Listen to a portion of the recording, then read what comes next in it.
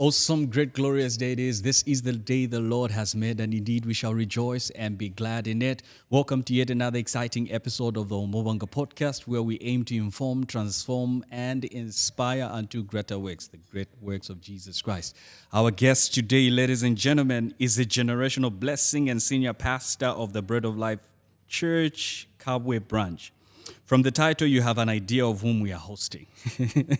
So keep your ears glued. He is a revival carrier, intercessor, and lead pioneer of the Joshua generation, the youth at Bread of Life. He has ministered on several platforms in Zambia and even across countries, carrying the burden of the Lord for his people to grow in intimacy with the living God and introduce revival in the land. He has influenced multiple ministers of the gospel with his passion for knowledge, zeal for intimacy, and fervor for the kingdom. And justice cannot be done to measure and state the assignments he has accomplished for the kingdom in Zambia. So much can be said about the many works and sacrifices that have come from his hands, but we can safely say many of us seated and eating of the benefits of his life and ministry which it comes with. So ladies and gentlemen, put your virtual hands together as well as your physical hands together, even as we welcome Bishop Oscar Mumba. Well, thank you. So glad that I could join and dive in, feast, and then hear and also come out and say something that will be a blessing to somebody. Awesome. So Bishop, look, I've read this bio, a brief bio of you. How does this make you feel, you listening to it? And this being said, because many times your eulogy is read when you can't hear it. I mean, every time I hear people try to quantify my 49 years in 3-5 sentences, I always say that God is faithful. Because at one time it wasn't that. I didn't have any of that. I didn't know anything that I now know. So every time when people say that, I really feel humbled. But I always feel that it has taken God for me to be the man that people are talking about. Sometimes I wonder, is that me? So who is Bishop Oscar Mumba? All right. Or who is Oscar Mumba? Oscar Mumba. I was born on a Saturday long and many years ago, 1975. I was born actually in Western Province. My parents were transferred to Western Province in the days just after Zambia got independence, and I was born there and grew a few years. Then I came and lived in Lusaka, but then went back to Western Province. That's where I started my primary education.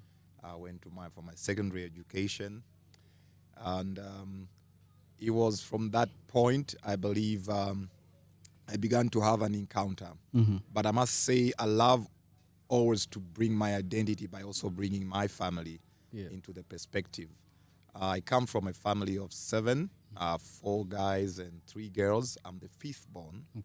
My father is Bemba, my mother is Namwanga. So that's my brief ethnic background. So you're related to Dr. Nevis Mumba? We're very much related to Dr. Mumba. Okay. Awesome. Including Simon Mwewalen. Okay. Awesome stuff.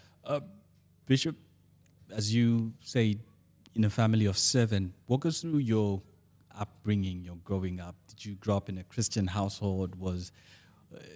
Did you get this calling from a space of where God had to separate for me, Paul and Barnabas? I tell you, I loved the times I used to spend with my father because he used to share with me a lot of things from the time when I was young. I grew up in a religious home. My mother was a very committed United Church of Zambia member and leader there.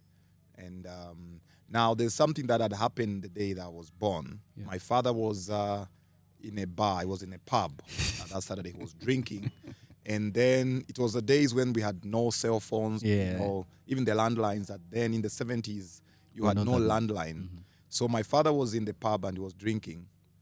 Then a man walked in the pub and tapped him by the shoulder and says, "Hey, your wife has given birth to a baby boy, and make sure you name him Oscar.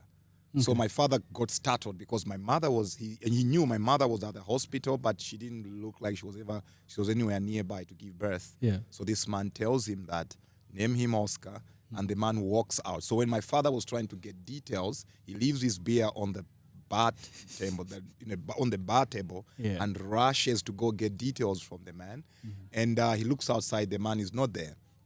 So he asks the women who were selling, say, hey, did you see the man who just walked out of the pub here? Yeah. And the ladies answered, say, no, nobody has gone in, nobody has come out. You are the first person to come out of the bar. He says, no, there's a man that just told me my wife has given birth and that I should name the boy Oscar. And he was dressed this way. He says, no, you are actually the first person to come out. Nobody went in, nobody got out. That's how my father got scared and rushed to the hospital. Indeed, he found that I was born. All right, so that's from that very moment. Maybe my mother used to pray. I have no idea. Yeah. I had a lot of spiritual experiences as a baby, as a child growing up. By the time I was 5 years old, around that I remember, I used to see angelic beings in the sky. So I used to think that everybody sees them, and I'll be telling my parents, hey, look, the angels are riding horses, they're riding chariots. I would have this experience. And then my mother, being religious, used to read these Bible stories to us. So I had this God conscious when I was growing up. And then my mother was also a bit strict with going to church, the United Church of Zambia. So we started going to church because we were scared to be beat.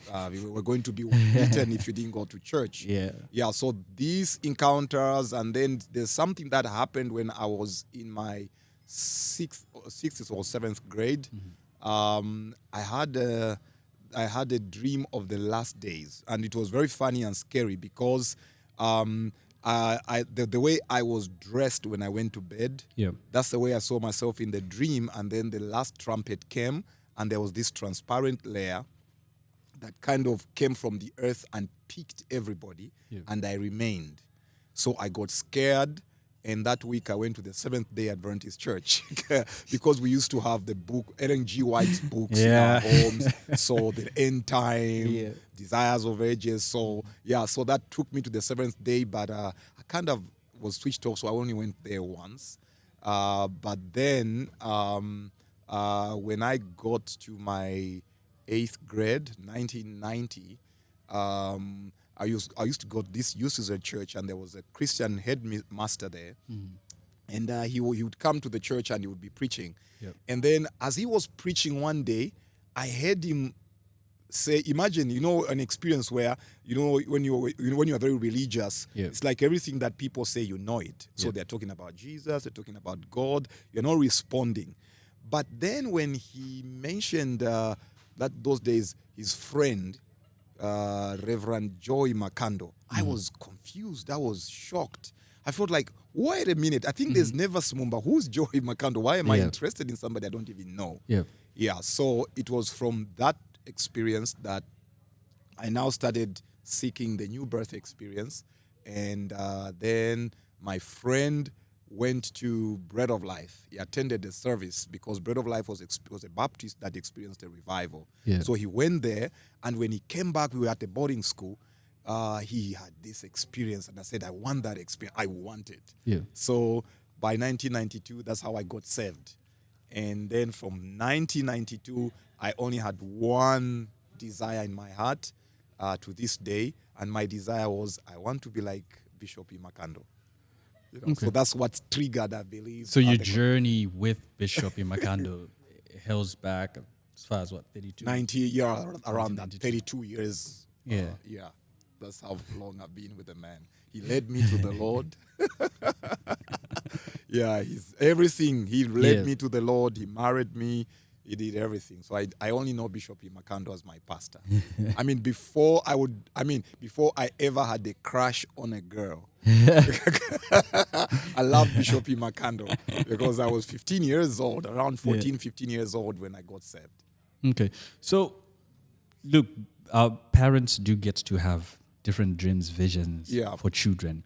And what was their take, knowing that now you are fully committed to this fire for Jesus? Because there's a school of life where like there's that thing where if you do too much church, Yeah. like this person number Yeah, like they're so much into church, they don't want to do books, they just want to serve God. Like how was that Yeah. taken? Yeah, and one of the things was because I grew up a lot with my grandparents, with both Yeah. my grandparent, my mom's dad, and my father's dad, and that really bonded me with my parents too much, because when I would be with my grandparents, they'll be telling me stories about my parents, how they grew up, how they went to school, where they struggled.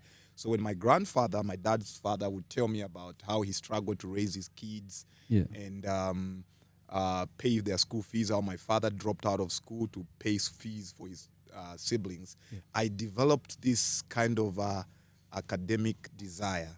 I wanted to really go beyond my father. Yeah.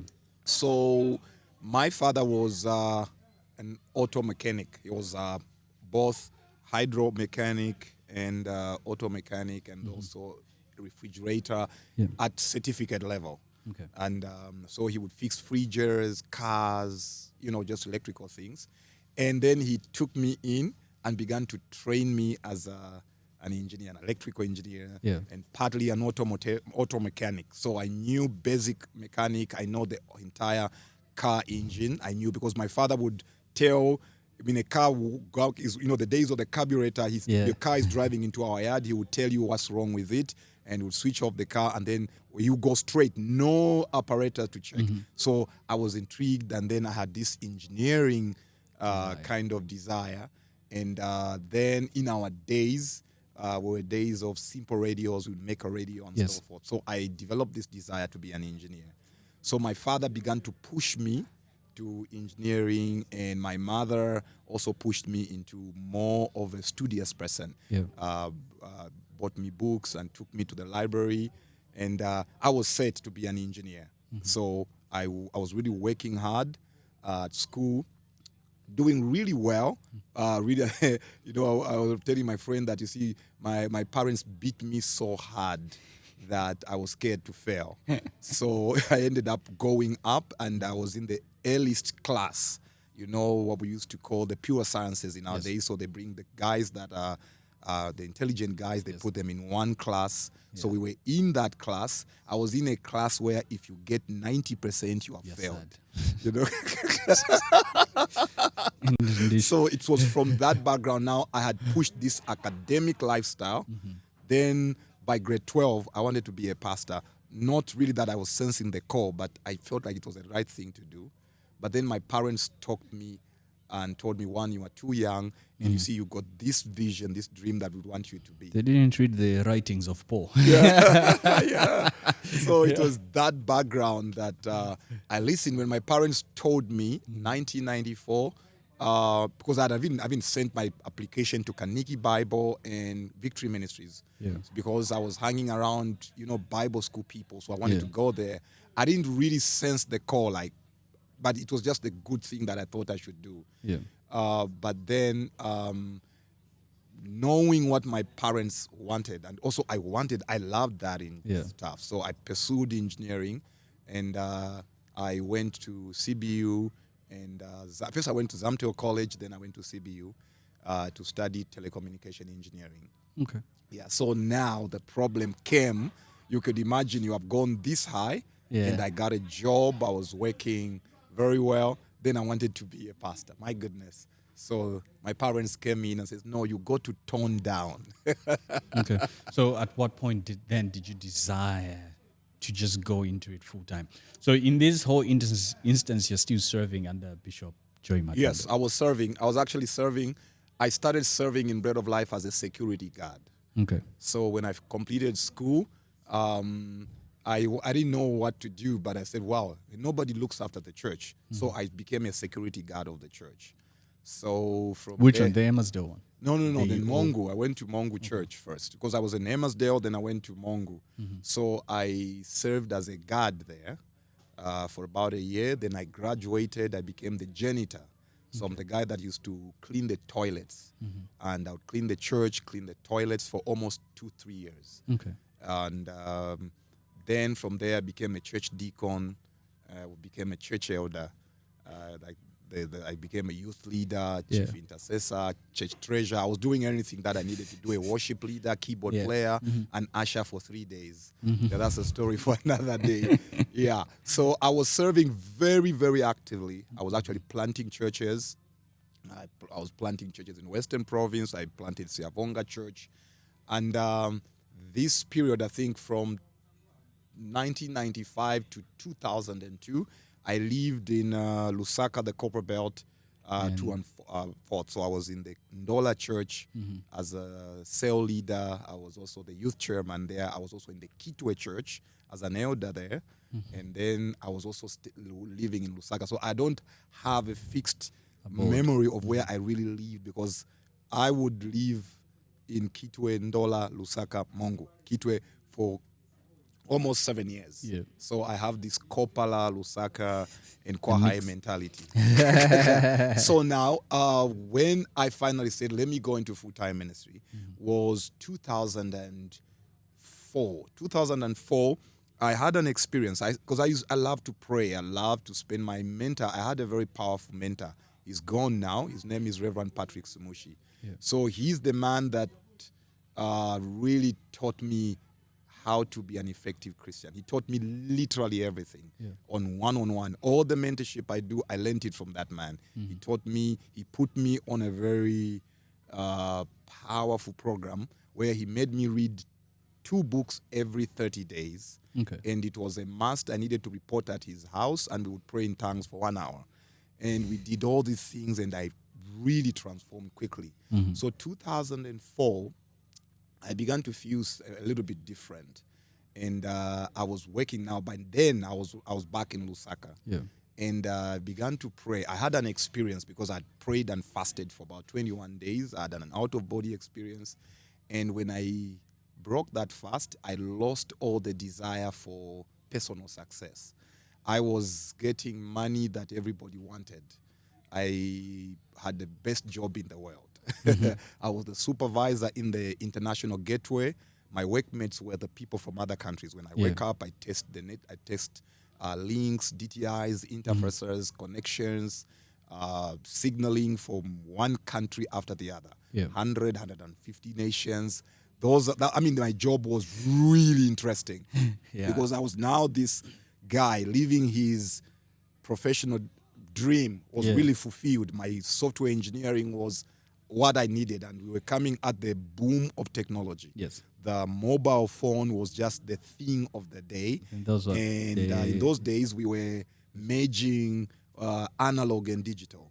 So that's where now your computer skill was really kicking in, because for you to create.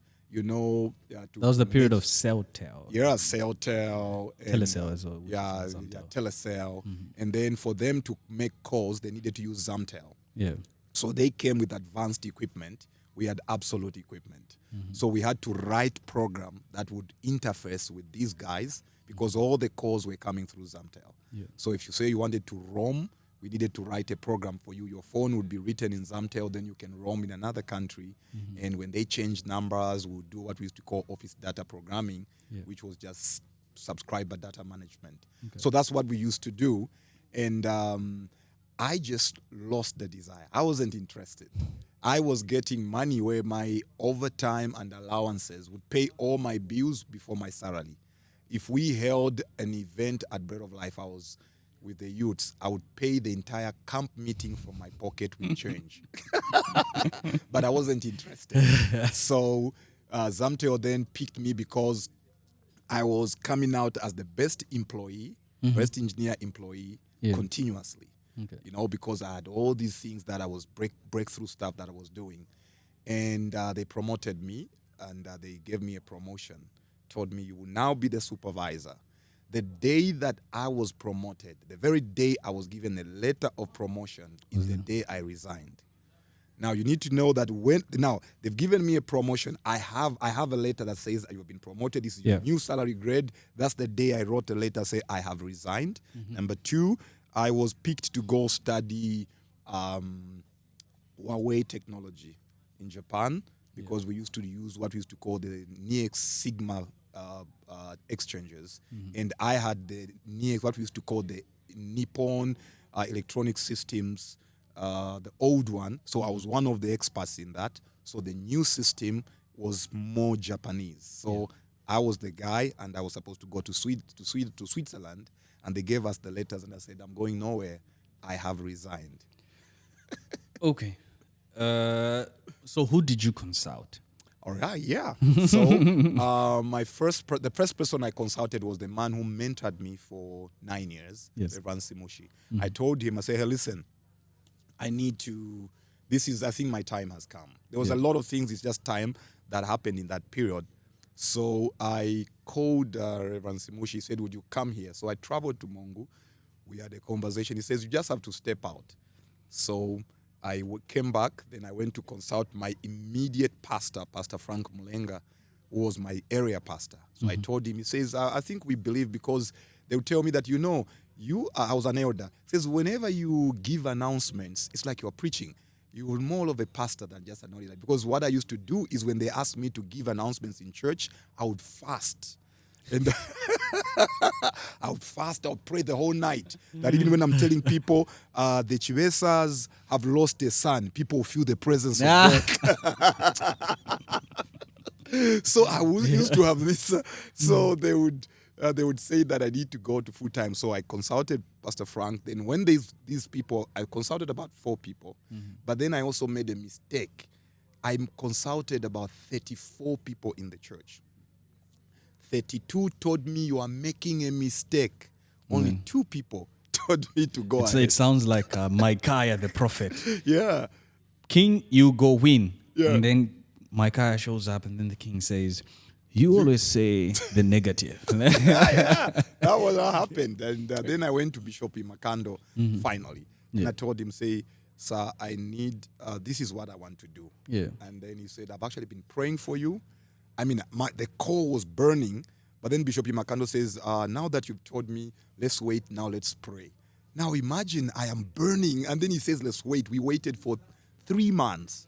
And I said, well, he has changed his mind. And then I was given all these offers, and all these doors were opening in my career, but I'd lost that. I wasn't interested. So then I went to, I had counseling with the human resource. So she tells me, if you resign, you will forfeit all your benefits.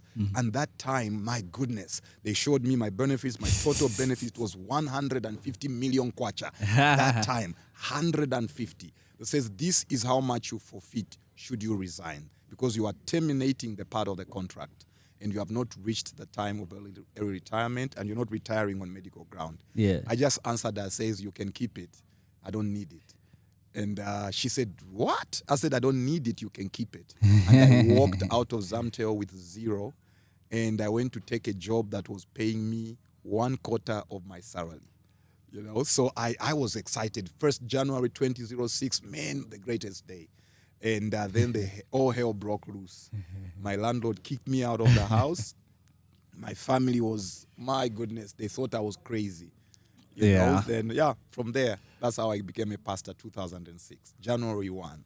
Interesting. Look, the wisest counsel. We get wise, safe counsel every time. I think we want to step out into all those spaces. But then coming to, like, you are kicked out, and did you at some point feel regret, like maybe...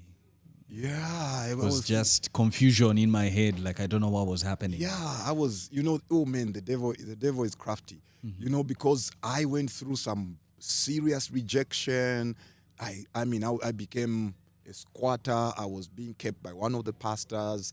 I mean, people were calling my father, asking him to talk to me, and because of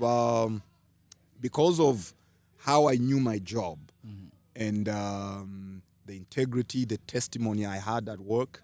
They kept me for 6 months, and my boss told me, if you change your mind, you can come back.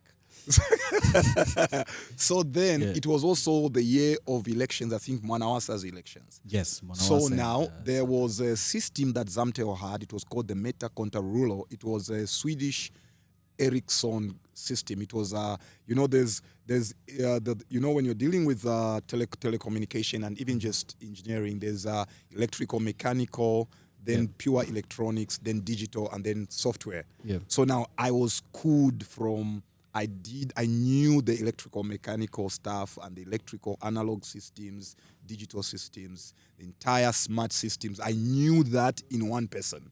So majority of the people that studied what we studied, most of them had died.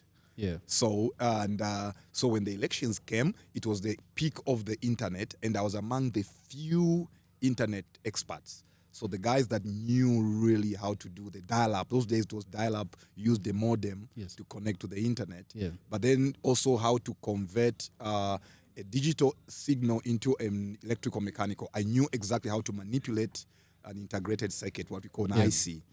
So now when they were putting these ECZ systems, like for voting stuff, they had to put these things in Lukulu, Kaumbe, and Zamteo had those things. Yeah. And then the guy that was there, one of the guys they had resigned. So were you called back? Yeah, I know they would call me, So but you did then it part-time. when he called me, I said, no, I'm not coming back. I don't want to go back there. So what I used to do it from the phone. So I talk to a guy, say, okay, you go to this thing, go get the Makaji, manipulate this system, bypass this wiring, then that's it. Then put and then drop your speed on your modem, then you're going to connect. And that's it. I just refused to do that. And when they would have challenges sometimes on the command systems, on the Japanese systems, they would want me to go there. I went one day, and with all the pressure I was having, and I went there and I felt like a hero. I said, you know what? I think maybe I made a mistake. Let me just do it. But you see, after I worked, I went back home. I said, no, I will not fail this test. Yeah. Yeah, I endured the test, and it wasn't easy, but then God came through, and from there I just learned how to let So God. the God coming through, was that in the same period, 2006? Or? 2006 was just the wilderness, was my 40-year experience. It was from one, it's like you jump from the saucepan to the fire. It was from one thing to the other. 2007, I remember the year of completion. I remember. That was the theme at church. Yeah, that was the theme. It really drove me to a lot of praying. So what I did was I went to stay in the church at Emersdale. I used to live there and be praying. I just needed God's direction because I knew that, okay, I haven't made a mistake, but how come I'm not stable? Why am I destitute? Why is this happening? But also... So in that vein, like I'm thinking, look, you were elder. You were the most happening elder. Yeah. And now you was have stranded. nowhere Yeah. to stay. I'm telling you, the contrast of comfort was amazing because I was coming from a job where I had 500,000 subscribers and I had all these things. Then to just go and be the youth pastor for 55 guys.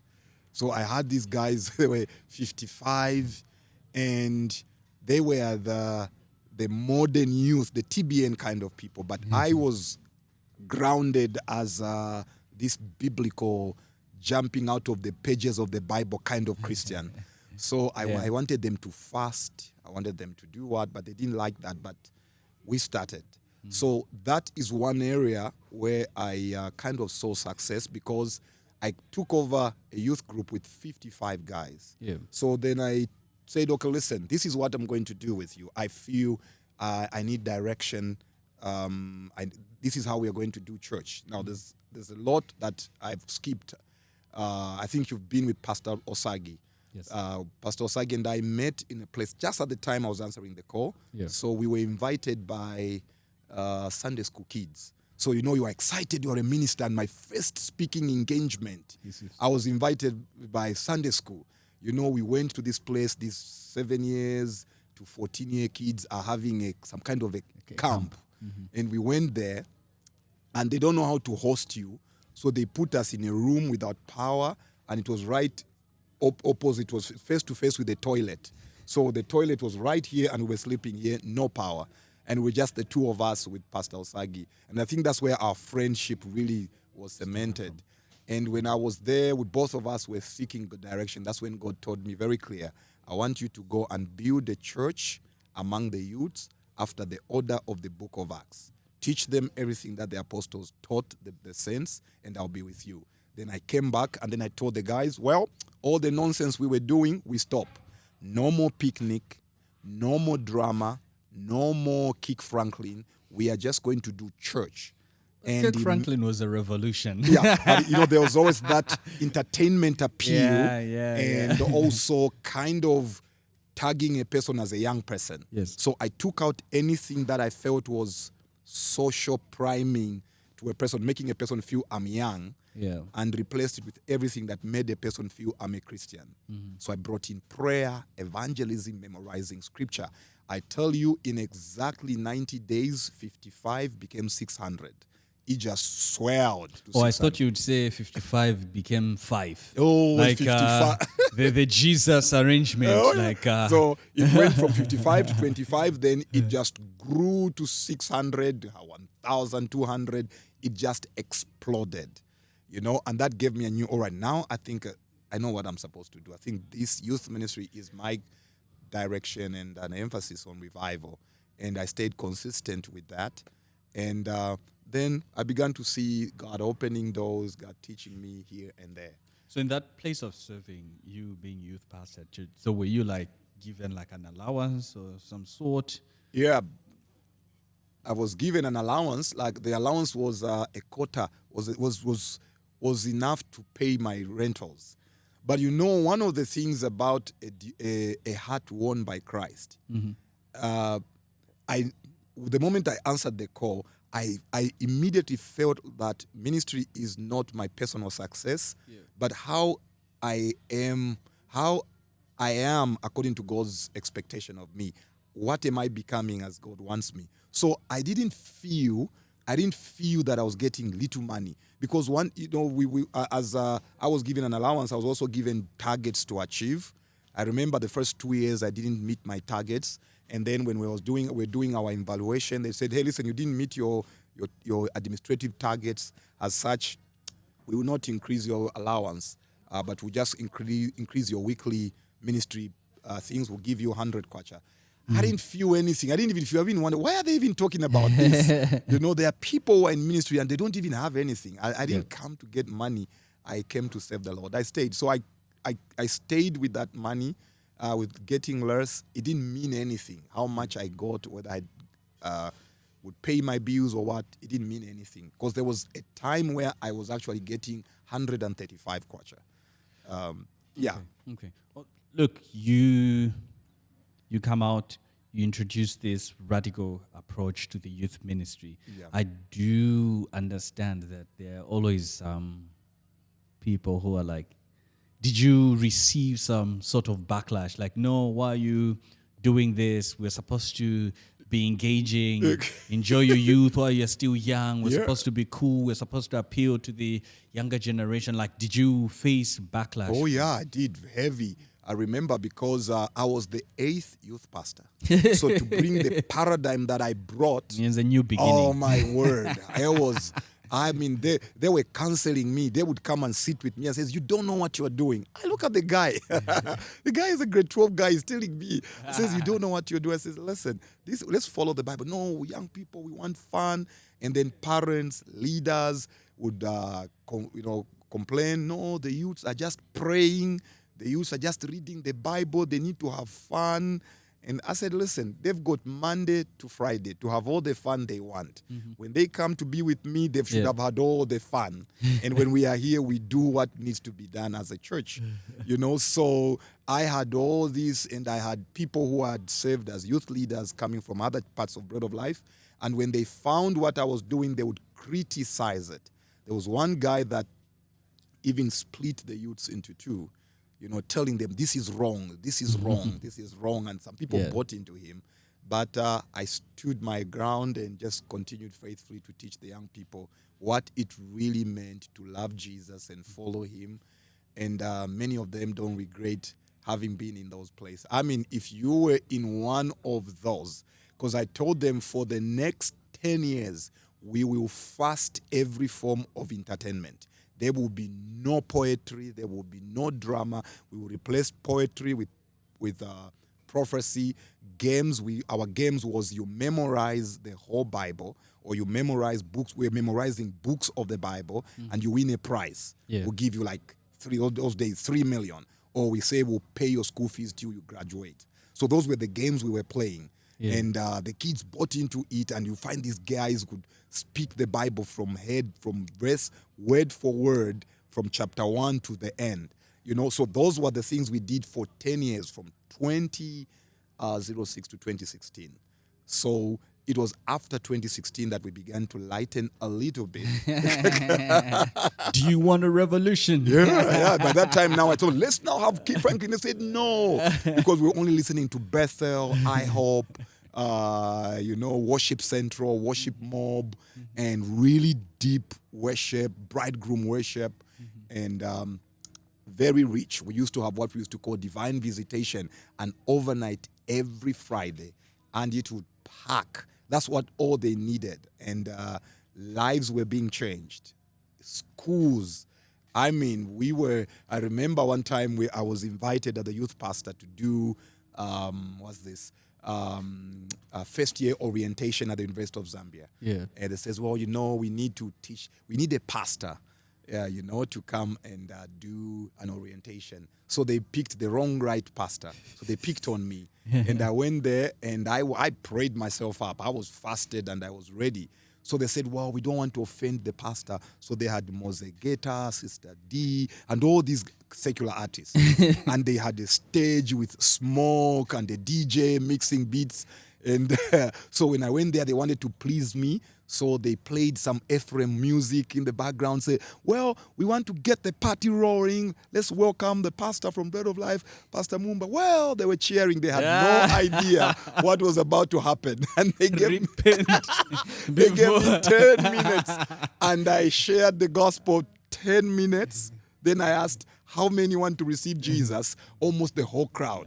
They raised their hands. I led them to the Lord, prayed for them, and said amen. And when I left, everybody who got saved went back to the room. Oh, man, they were upset and never invited me again. So they said that this time when we bring him on Unza radio, but not at the party. But that was a good experience to show really the power of the gospel. Yeah, really. Yeah, something like that. Awesome. So how many years did you serve as youth pastor at 12 years. 12 years. Yeah, 12 years. Because I had set goals that we were going to do something in 10 years. And then by 10 years, whatever we needed to achieve was done. We launched the Jesus Revolution and so forth. Then came the last 2 years. So 2017, 2018 was my last year. So I started in 2016 up to 2018, 31st December. Okay. Yeah, so 2018, Bishop Imakando called me and says, well, listen, I've been praying for you, and I feel that it's time for you to transit to go and be a pastor. Now, Bishop Imakando and I have had a conversation. I told him, I'm not a pastor. Okay, I'm a pastor, but I'm not a church pastor. Like guy, to have a... Yeah, like a preacher. So he knows that I resented preaching. I'm a strategic thinker. I love to plan. I love to set systems, but not wear a tie on Sunday, preach every Sunday. No. So he asked me to go pastor in America. I said, no, I don't do pastoring. Send somebody. So somebody was sent there, and other churches was recommended for other things, but says, I'm not a church pastor. I love to support. Somebody's the pastor, I work under them and help the church grow, maintain systems. I'm an integrated guy. So we had that conversation. It was closed, but 2018 he was very convinced that, well, listen, I have a feeling, because you love leadership. One of my passion is leadership, because I'm into mentorship, coaching, and stuff like that. So I started everything that I've done is leadership based. Other than because I moved out of engineering, went into leadership and theology. So I was building on that, and my goal was to raise leaders, young people, and build them into leaders. So then he told me, I think you have to go be a pastor. Yeah. I says, me? How would that even happen? Bishop, that can't happen. They said, okay, well, but because he's my bishop whom I've served well, and he's seen me and he knows what he was talking about. That's how I, left the youth ministry But believe me, I had no desire, no dream, no prophecy, no ambition of being a pastor. My entire library is almost 75 youth ministry. I have bought books. I used to come with suitcases of books, the theology of youth ministry, youth culture, the spirit of youth ministry, adolescence, positive adolescent development. So I was reading those things, because that was my final. I believed when Jesus came, you would find me as a youth pastor. So I had nothing about church. Everything was so. Even my language, I was watching cartoons. I had to go online to check what's the latest movie. What are the youths watching? So what's the buzz? What's the, So I was that person. Now to come and be a pastor, my goodness, 2019 was the worst best year because I had to kill the youth pastor to be this pastor. If my wife were here, she would tell you, for me to prepare the sermon on Sunday, I used to start on Saturday. I would start the whole week, then I would stay awake up to 5 a.m. on Sunday to prepare the sermon, rehearse it, and, try to kill the youth mannerism out. And then when we'll be going to church, I'll be saying louder in the church, in the car, you are not the youth pastor. You are not a youth pastor. Every day, you are not a youth pastor. When I get to my office, I'd lock the door and I would scream, you are not a youth pastor. So one of the things I did was I went to go and buy more suits, to really kill it was impossible. Totally, it failed. I just said, God, you either have to bring a pastor, because the youth pastor in me would not die, would not budge. It wouldn't. Because I was doing that every day without shame. That's all I thought. I woke up, I was a youth pastor. I was at Unza, Ridgeway. I was visiting the schools. I was driving youths to their parents. I would go from Matero girls to go get school reports for the kids. I had all these things. Everything was youth ministry. So I had a challenge to be a pastor. I think my breakthrough really in ministry was the COVID time, 2020. When did you move to Kaumbe? Kaumbe 2019, February, 1st March 2019. Okay. Yeah, that's when I came to Kaumbe.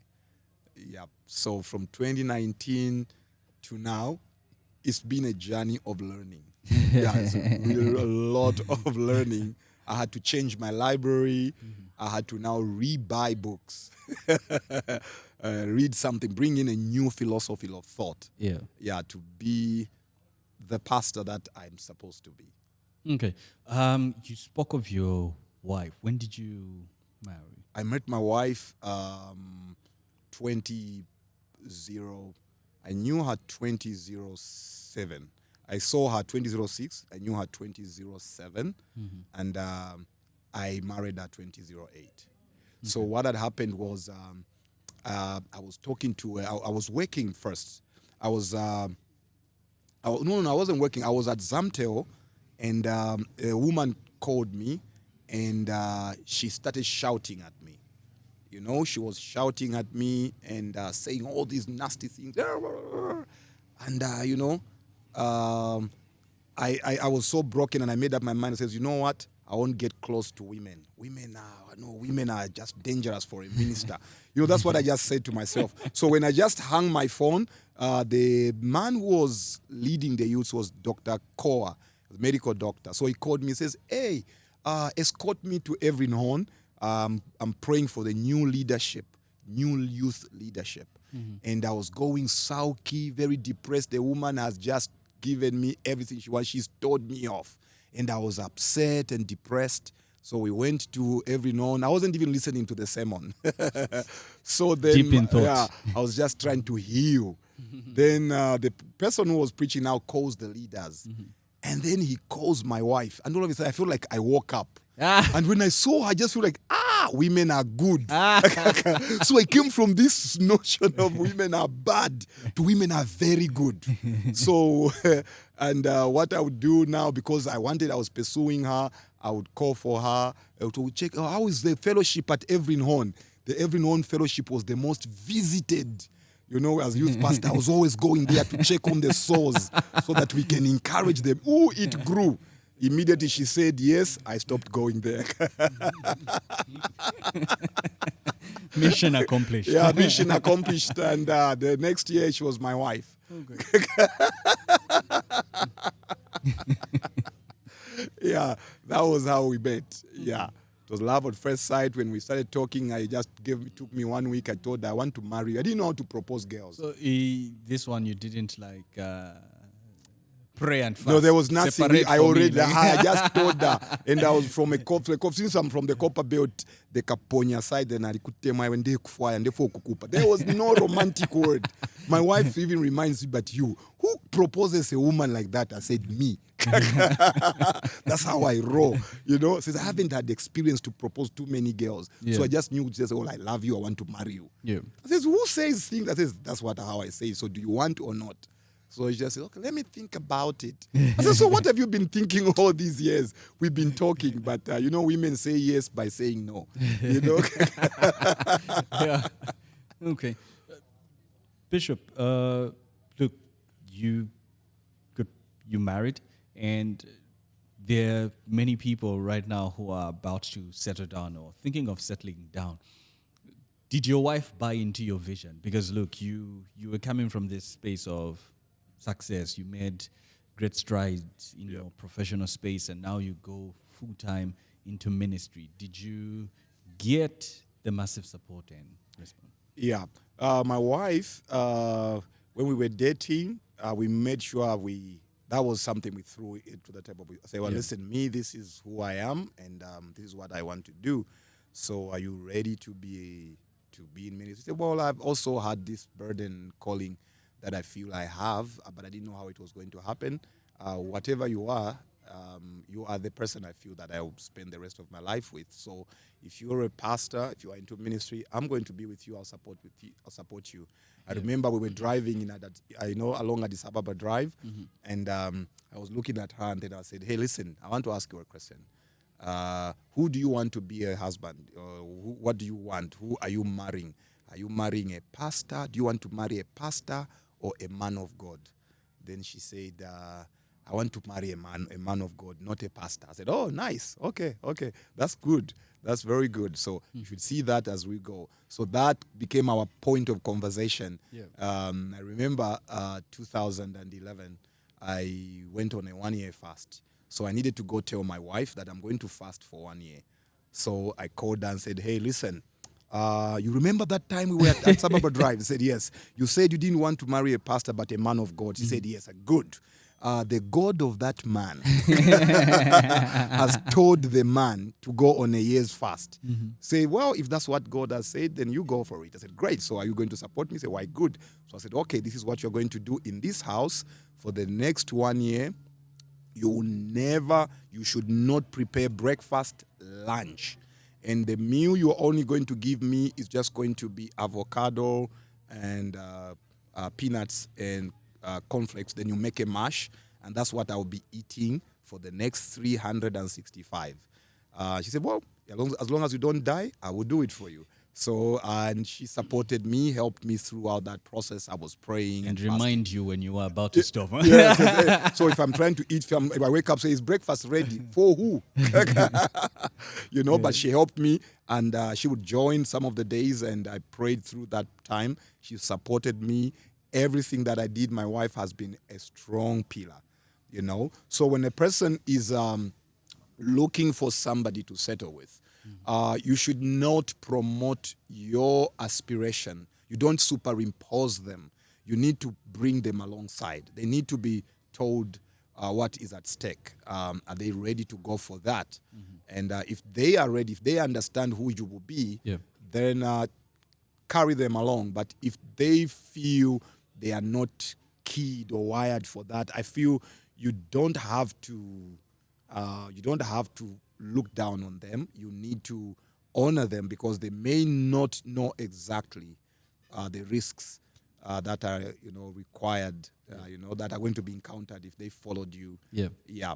So you look for that. But I always tell people, when you are marrying, marry somebody you love, somebody you respect, somebody you can listen to. And they are not you, and they don't know what you are passionate about. So you need to break down your passion into smaller bits and then give them a piece as you go. as they understand the fragments of your aspiration, you will be amazed that they might even be better than you at what you do. But if you threw everything at once at them, I mean, it will be too heavy for them. Yeah. That's going to be some kind of perspective shock, whereby a person is thinking, I am going to be a nurse. Then an engineer just comes and gives an engineering vision on a nurse. Now, that's really a shock. Yeah. But if the engineer begins to bring small bits and begins to break it a little bit, the person might carry something on that part without necessarily throwing their passion as well. And then lastly, when you're choosing, you need to respect what the woman or the man you are marrying loves. If they love what you don't love, you are not them. The same way you want them to learn about you, learn about them. Yeah. So that's what I believe, that when you're looking for a partner, but also consider falling in love with them, the character, the testimony. Yeah, all those factors need to be brought into it. Awesome. Yeah. Awesome. Bishop, we don't have much time. However, look, you have greatly impacted many of us young people. Yeah. We've this is my first time really having a conversation with you. I just see you like There. like the guest minister coming through. But it's a great honor, and thank you for the gift of access to just be able to have a conversation with you. How is it?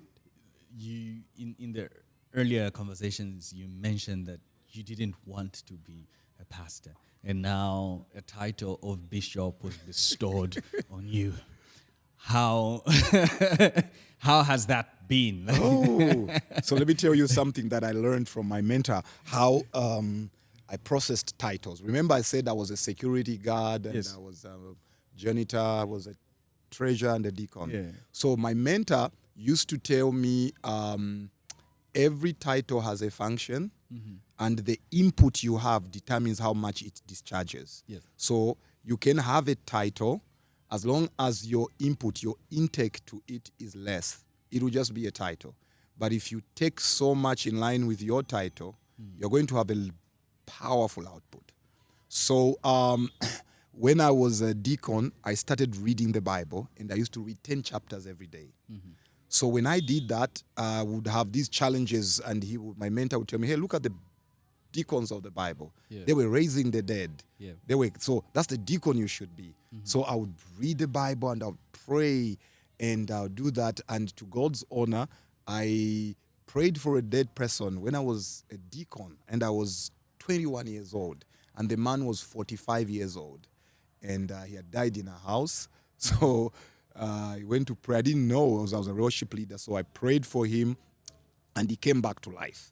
Okay. So years later, when I was 24, I became an elder. So I had a title from deacon to elder. So I now used what he taught me on input. So I said, if as a deacon, I was reading 10, how much should I read as an elder? So I started reading 24 chapters of the Bible every day. I mean, I was single, I had no marital problem, I had nothing, I had no cell phone, no Netflix. So I was reading the Bible like I was in school, 24 chapters every day. So I had the title, Demand, Character, and Disciplines. Yes. So my prayer levels, everything went up. So when I became a pastor, I also used the same principle. So I was responding to them. I wasn't looking for this. I didn't even know they would ever come. So because they would be thrust on me, I just knew that I cannot be a pastor the way I was an elder. Yes. So I started reading the books of the Bible. So I'll be reading books, like I would read Deuteronomy, then I would read large chunks of the book of Psalms, and then I have a discipline to always read the Gospels every day. So I was into this response to the thing. And in Bread of Life at that time, the last title was pastor, and I knew that was my final. There was nothing I was looking up. We didn't even have the structures we have now. So at pastor, I was at maximum. So everything I needed to do for a title discharge, I did it as the youth pastor. I was reading books. I was praying. I was living a fasted life. I was I only started eating 3 meals when I came to Kaumbe. I literally fell sick for 2 weeks because I was eating. My body reacted to eating 3 meals. Yeah. So, so I was responding. So now, when I came to Kaumbe and then I was made a reverend, Yes. it confused me because there was nothing. There was literally a blank there. It was completely blank. So I asked myself, so now what will I do? Because I'm reading the Bible to such an extreme, in these extreme measures.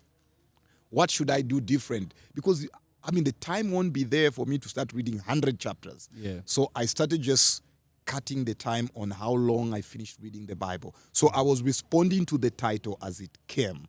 So I started just say, all right, I won't be reading. It won't be how much chapters I read a day. Yeah. It becomes how many times I read the Bible in a year. So at Reverend, I was reading the Bible twice every year. So I would read Genesis to Revelation twice with emphasis and so forth. So I was celebrating becoming the title. Yes. Then because the Reverend was also the senior position in Bread of Life, there was no Bishop. title. There was only one bishop, no more bishop. Yeah. So one day we went for, I think just about 7 months after I became a reverend, about 7 months to 12, I can't remember, but less than a year. So we went for a meeting. Then Bishop Makando says, well, gentlemen, there's something I want to tell you. I've been praying and I feel that we need to change the structure of Bread of Life. All of you here, I know you are all reverends here, but I have decided by the Spirit of the Lord to now consecrate you bishops. With effect from today, you are now bishops. I'm telling you, for 3 days, I couldn't sleep. I couldn't sleep. I was tossing around. I called my wife, said, imagine you are now bishop's wife. Well, my bishop. Now, what does it even mean now? And I was confused. But I prayed about it. Then I said, okay, I have to enrich the title of a bishop with many other things I need to change. Character, prayer, and then that's why I cut the Bible, said reading it in 90 days. There are apps you can use. Yeah. So I was reading it exactly 90 days, I'm done. I'll be up and reading. So why I'm bringing this is if you do not respond to the demands of a title, it's just a title. Yeah. But when you give it demands, it becomes something that people use as a model. So if I become a pastor, then this is who I should be. This is what I should do. Yeah. This is what I should attain. So becoming a bishop was really something that really threw me off who I really wanted to be, because I needed to respond to this biblical office and what were the expectations of God and what was the expectations of the people. What would be different from the reverend, the pastor, the youth pastor, the deacon, and so forth. And so I'm still learning what it means to be a bishop. I don't want to use my old glory days to really, really cement my current position. Yeah. Okay. Bishop, this has been a very great conversation. Yeah. Hopefully to have you for part 2, but now definitely at the Umubanga studios. I will definitely show up. I think this time around I won't come for a conference. I will be at Mount Zion for the Activate and Excel conference. From when was that? Will be Thursday. I will be there. So if time permits, I will definitely say, okay, let me do it in the studio. But I love it. We did it in Kaumbe. Yeah, the like city this. of Jesus. Yes. Like we're here, we managed to do this, and thank you. Thank you so much for the platform, and really, really, really must say I'm so grateful that I could share my journey. Awesome. And it's my desire that one or two people would be inspired and let them pursue their calling. God will always do things. I mean, I never knew how far I was ever going to go.